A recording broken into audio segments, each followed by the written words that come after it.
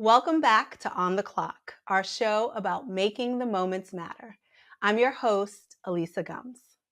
Today, we're chatting about choosing to be a leader with Jacqueline M. Baker, the founder of global leadership consultancy Scarlet Communications, the host of the podcast Just Start From Ideas to Action, and the author of The Unexpected Leader Discovering the Leader Within You.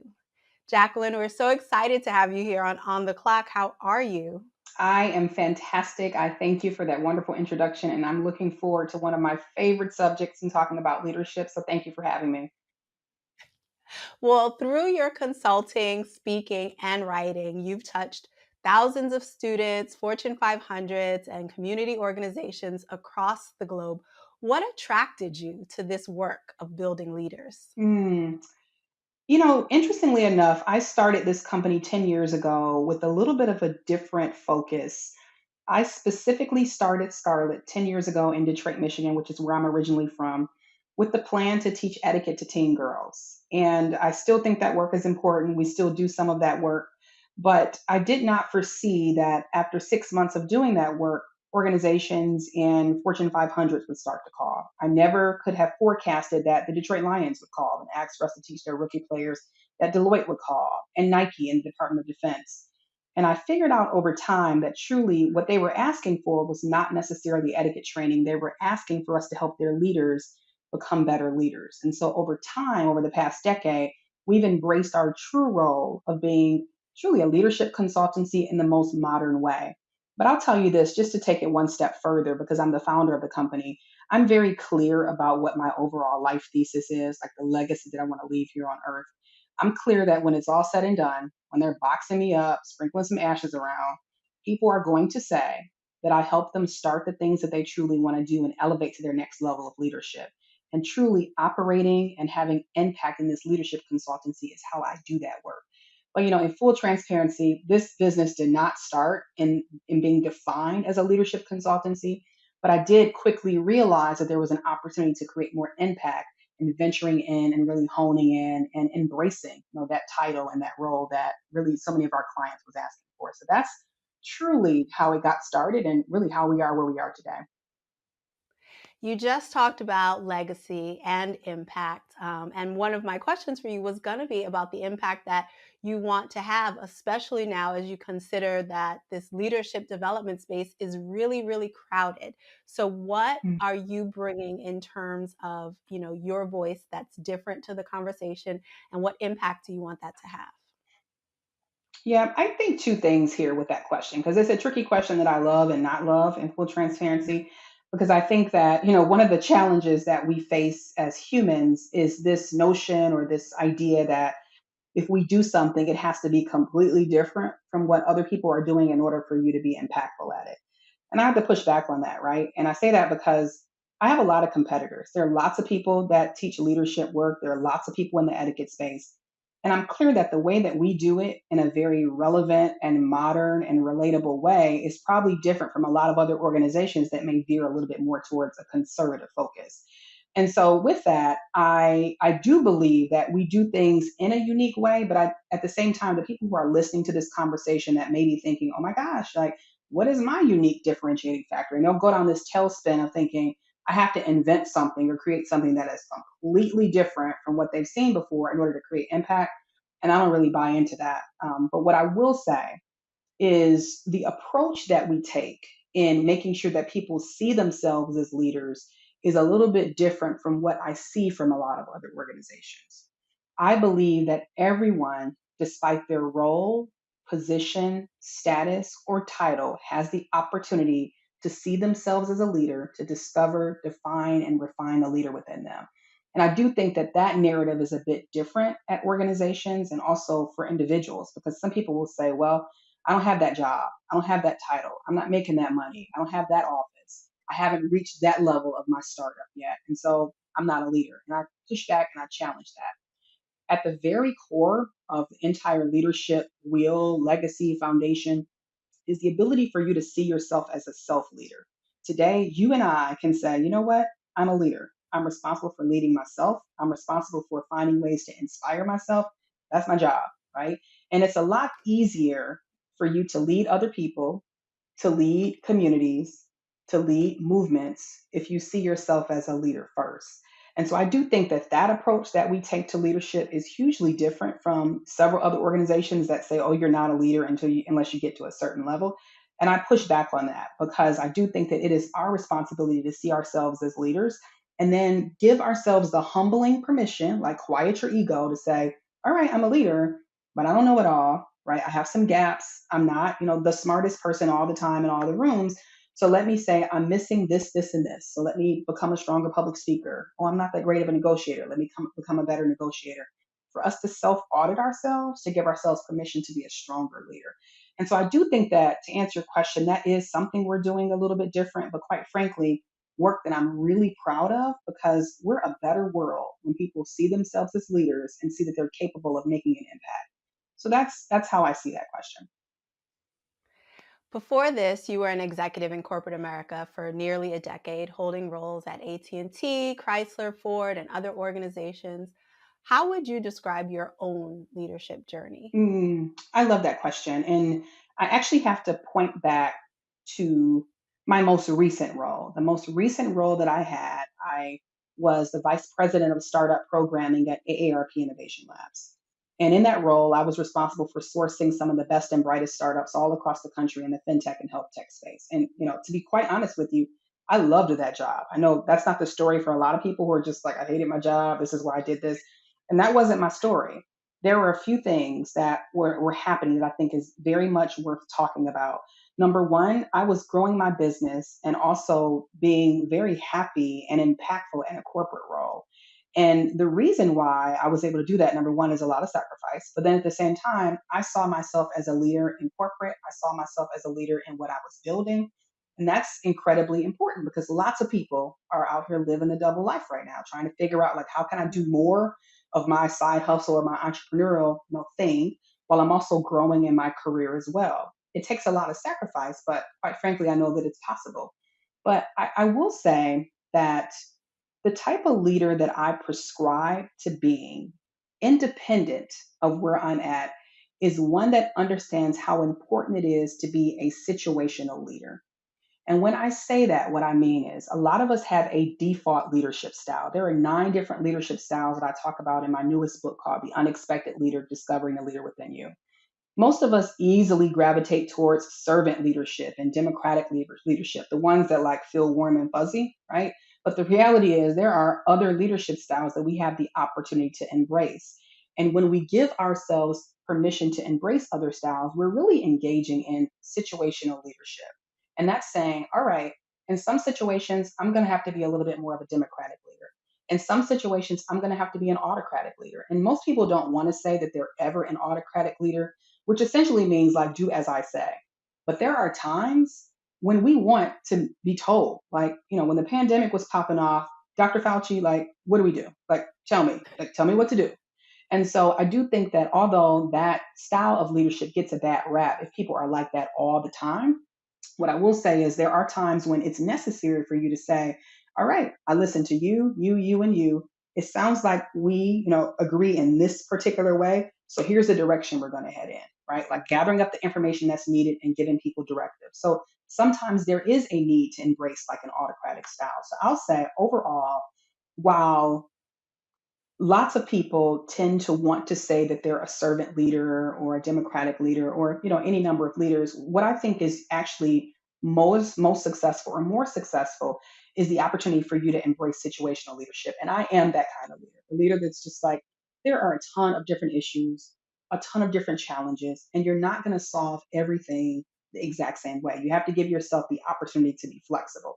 The other kind of leader that I'll say that I am, not just in corporate, but not just when I was in corporate, but overall, is the kind of leader who understands that sometimes you are much more impactful when you're following versus leading. And when I say that, what I mean is I know that when I reached the point at my corporate job that I wanted to give myself permission to lead, it was time for me even more so to allow other people to step up, to see themselves being successful in things that I knew soon I wouldn't be doing. Sometimes what we do is that we hold on right to the spotlight. until the bitter end. And then other people haven't had their chance to make mistakes, to trip and fall, like to have the support of you being there. And so I knew 6 to 7 months before I left that I was leaving. And so I intentionally took a back seat. Right?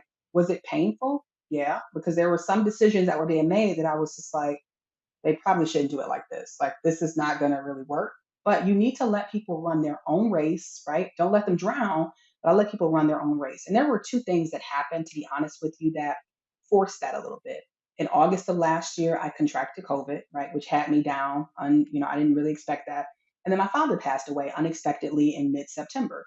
And it was a very emotional process for me. And so those two things, even if I wasn't ready to follow a little bit more instead of leading, the universe said, yeah, you are, like, because you're sick and you're sad. And so you need to take a back seat.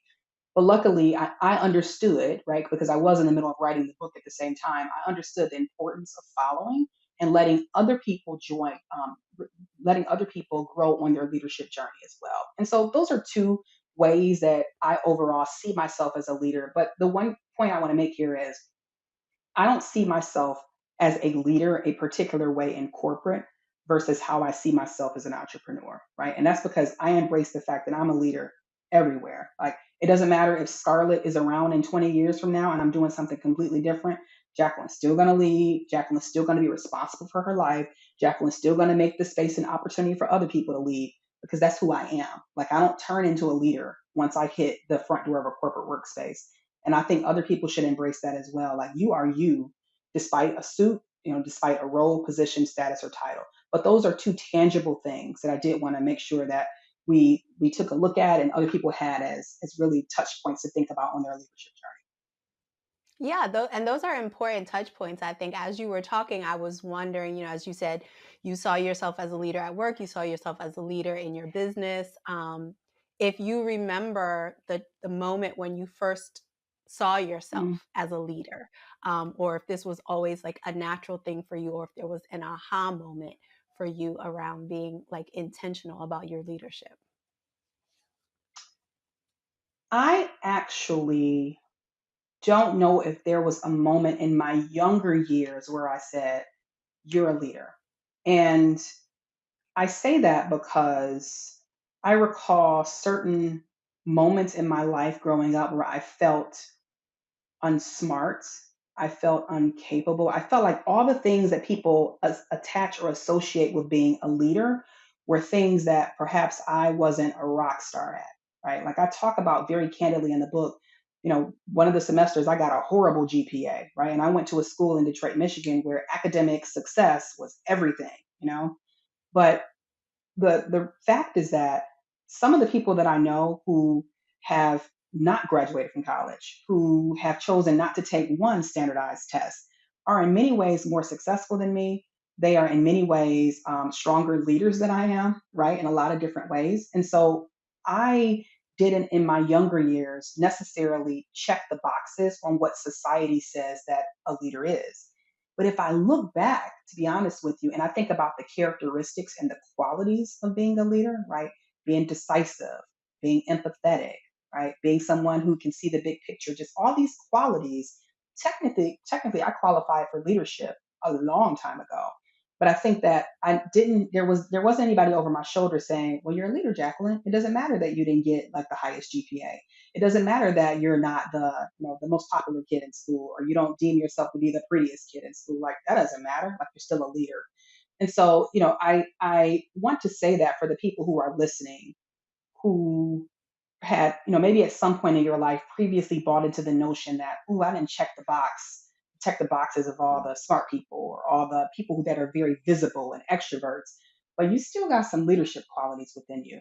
I think that when I first started to see myself as a leader as I got older, I was well into my first company. So the first company that I started in my early 20s was a wedding and event production business. And I noticed that as I went on that journey of starting that business and running it for 8 years, before I started to realize my love for etiquette and protocol, I recognized that there were skills and qualities that I was developing as a wedding and event producer that I saw being of benefit to me in the future, right? I learned my negotiation skills in dealing with the mother of the bride. right? I started to think like expansively. A mother of the bride can be a terror, right? Especially if she's paying for everything, if we're just being honest. And so I started to like be able to think bigger. And so I think that's when the seeds started to be planted, like, oh, like you're not just someone that's just doing all these little micro tasks. Like you're a leader. Like people are listening to what you're saying. You're influential on other people. And so I think that that's probably when I first started to see myself as a leader, and then the seed was planted, and then it just grew from The other thing that I really heard in what you were saying before is that like leadership is not something that you put on like an outfit depending on what room that you're walking into. Like you're a leader all the there. time. And I don't know if most people sort of, think about integrating that like Yeah. Hmm. holistically into their lives. It's kind of like a difficult concept to wrap your brain around. Like what do you tell people Right. about that? Yeah, that's interesting because I think that one of the reasons why people don't do that is the same reason why people don't quite embrace etiquette until they come to one of my classes and then they're on board. It is because leadership and etiquette, they can be heavy words, right? They're just like, Mm, ooh, like, no, like, oh my gosh, etiquette, like this is fancy and this is like perfection. And not really. Like the definition of etiquette is the accepted code of behavior for particular situations, right? The definition of leadership is your opportunity to corral around common goals, visions, dreams, right, for the benefit of yourself or the benefit of others as well. Both things that are completely attainable, things that we can really sink our teeth into every day, but we make them out to be bigger than what they are. The other reason why we make them out to be bigger than what they are is because there's this assumption that if I say, like, I practice good etiquette, or I say that I'm a leader, I have to do it perfectly. No, you mm, don't. Like I've been doing this for a while. You've been doing this for a while. Your producer of this show has been doing this for a while. And none of us are perfect, right? We're growing every single day. And so that's the mistake that happens is that we buy into this notion that it has to be done perfectly when none of us are doing it perfectly. That doesn't mean that we can't do it though. And so I find that when I see myself as a leader every day, right, I make better decisions. Now, to be super clear about this, so no one's listening and thinking that Jacqueline is like super professional, button up, top every single day. I have just as much fun as everybody else. I'm looking for happy hour with my friends, right? But that doesn't mean that I still don't see myself as a leader. I'm tipping appropriately, right? I'm doing the right things, but I will say that you're right. People think that it's this cloak that you take off when you leave work or you come into work, and the mistake that you make in doing that is that you forget all these skills and qualities that you have that then you can transfer into the workplace. I say all the time, so many of us have been going on girls' trips with our friends, boys' trips, right? And some of us have been delegating out tasks, right? Or being a democratic leader, just all these things we've been refining as we've been doing these social things. And then someone says, in a workplace environment, well, tell me about your leadership qualities. And you totally forget, like, all right, that doesn't that my skills that I've been doing personally, they transfer professionally, right? Now you're not going to go into an interview saying like, here's how I organize the boys trip, but you're going to say, hey, I actually have some skills, right? And I know that they can be proficient inside the workplace in a professional setting. And so I do think when you take that cloak off, you you really rob yourself of the opportunities of seeing how you are a leader with the qualities that you've been utilizing probably for decades. mm.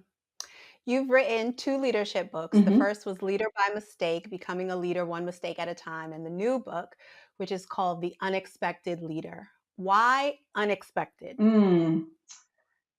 Some of the things that are the most impactful in our lives are the things that unexpectedly happen, right? I say all the time to people that come up to me after a training at a corporation and are often asking me for permission, right, to do whatever. Literally, I've just met these people and they come up to me and say, Jacqueline, I've been really wanting to apply to this job. I've done this, and this, and they're waiting for me to give them permission. And I'll say back to them, like, it sounds like you have everything that you need really in order to move forward. But they unexpectedly, right? Or, they haven't given themselves permission. I say all the time that so many of our questions get answered in the action. When you give yourself permission to start that thing, you give yourself permission to go after that role. Nobody's going to be 100% ready, right? But unexpectedly, right, this magic happens. Unexpectedly, you say you want to do something and then resources start to pop up. But another reason why I wrote that book is in alignment with how I really live my life from a life thesis standpoint. And that is helping people to discover the untapped potential within them. Because in each and every one of us, there are these skills and these qualities and these characteristics that just exist. And unexpectedly, like when you're given the opportunity, right? Sometimes when you're put in a tough spot, sometimes when you just give yourself permission to go down a path, then, oh, wait, I do know how to do this. And so I, number one, want people to give themselves permission to start marching towards the things that they want to do. But I also wanted to make sure that I'm not blindly sending people off. I wanted to give them a book, a tool, so that they can go back and reference, like, wait a minute, I need to know a little bit more of this. I need to know a little bit more of that, right? Even the leader list that I produce and distribute every single week is designed so that, number one, you've said to me, you've committed. I see myself as a leader, Jacqueline. You said to do this. Now it's my job to make sure that I continuously fill people with information that fills their gaps so they can become a stronger and really more successful leader along the The premise of the book, as you were saying earlier, is that leadership is for everyone. way. And you say it starts with seeing yourself as a leader. Do you think that that's something that women specifically Mm, struggle with? mm. I would say some. I wouldn't go so far as to say that um, men struggle more than women or women struggle more than men. It really just depends on what groups of women. Sometimes it's educational related. Sometimes it is demographically related. There are tons of different reasons why someone would not see themselves as a leader. But I'll say a few things.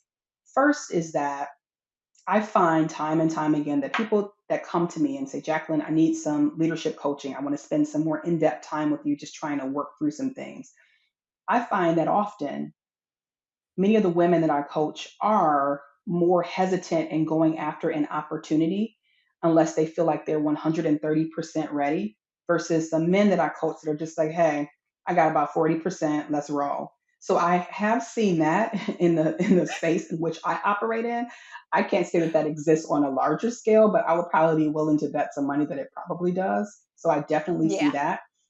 I see time and time again in the spaces that I'm in that someone may have a question, they may have a comment, and instead of just asking the questions, women in particular, asking the question and making the comment, they'll caveat it with something like, "Oh, I'm only going to take up a little bit of time.